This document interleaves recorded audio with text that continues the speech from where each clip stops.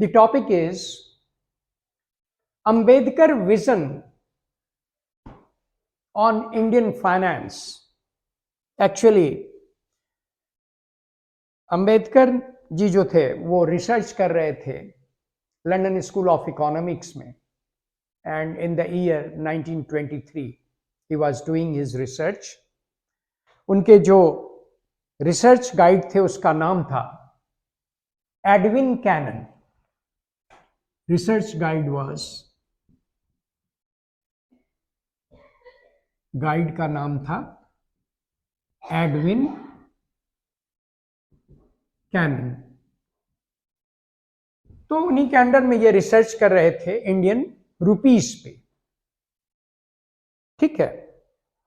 And he wrote a thesis on the problem of rupees and its solution. The problem of rupees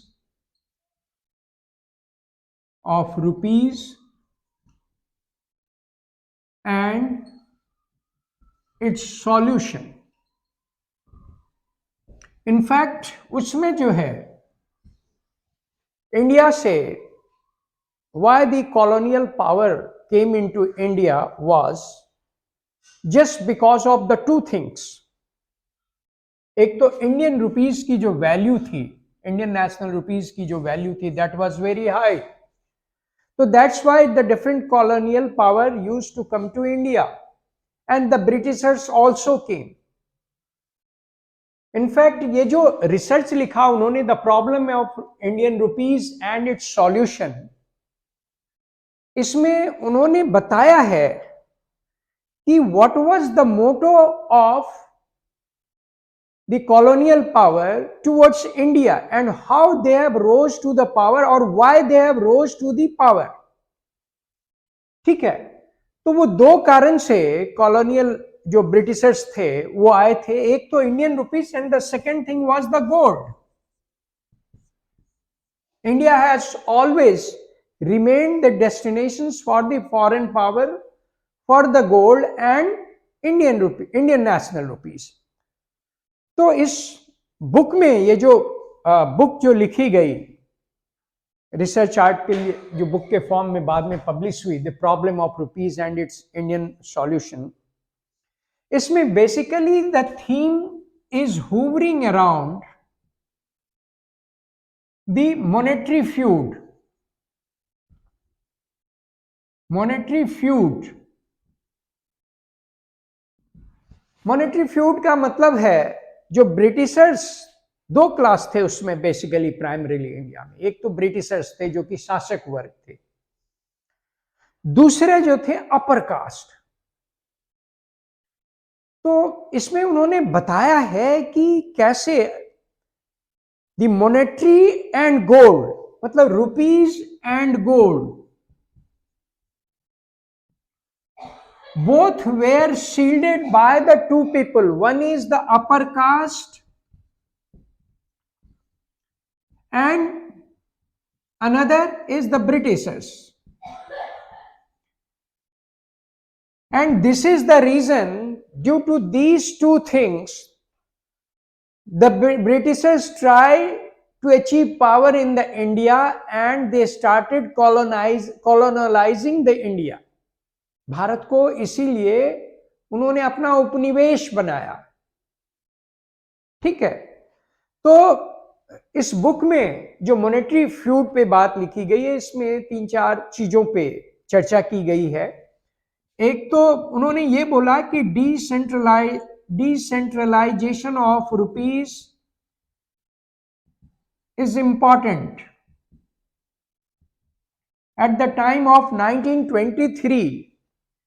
1923 में rupees जो था वो केवल दो ही लोगों के हाथ में था, या तो ब्रिटिशर्स के पास था और इंडियन अपर कास्ट जमींदार जो थे, अपर कास्ट ही जमींदार हुआ करते थे. तो उन अपर कास्ट के हैंड में कंसंट्रेशन ऑफ वेल्थ था.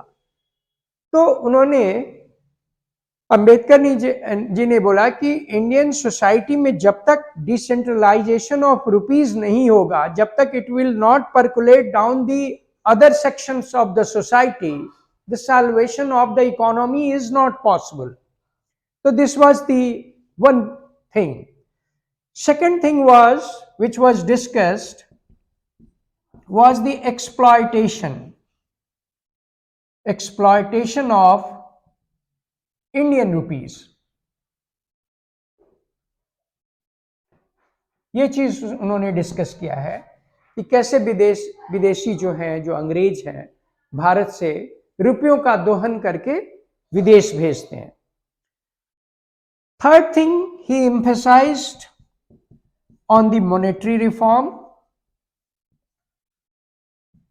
उन्होंने बोला कि इस मॉनेटरी रिफॉर्म की जरूरत है, चाहे डिसेंट्रलाइजेशन की तरफ करें, ऐसा करें कि हर section of the society should include for getting money. Every section of the society should be included for getting money. And fourth, कि there are two things, gold and money, which has rose the Britishers to colonial power. तो अगर हम इस दो चीज को तोड़ दें, उनके हाथ से निकाल दें, तो ब्रिटिशर्स खुद ब खुद यहां से भाग जाएंगे. तो he had a very dynamic thinking where he said these kind of sentences, and when he gave all these things, in fact Ambedkar ji was spotted in 1925, and he also became the part of the Royal Commission of the Indian Currency and Finance. Britishers ने जो royal commission बनाया, एक royal commission on royal commission on Indian currency and finance. Indian currency and finance, उसमें उनका नाम दर्ज किया गया, उनको लाया गया, बिकॉज हिज थ्योरी और his discussion was well publicized into US, India, Britain, and it was reviewed by so many people, so many economic scientists आप कह सकते हैं, और इसलिए उन्हें royal commission on Indian currency and finance में उनको जगह मिली.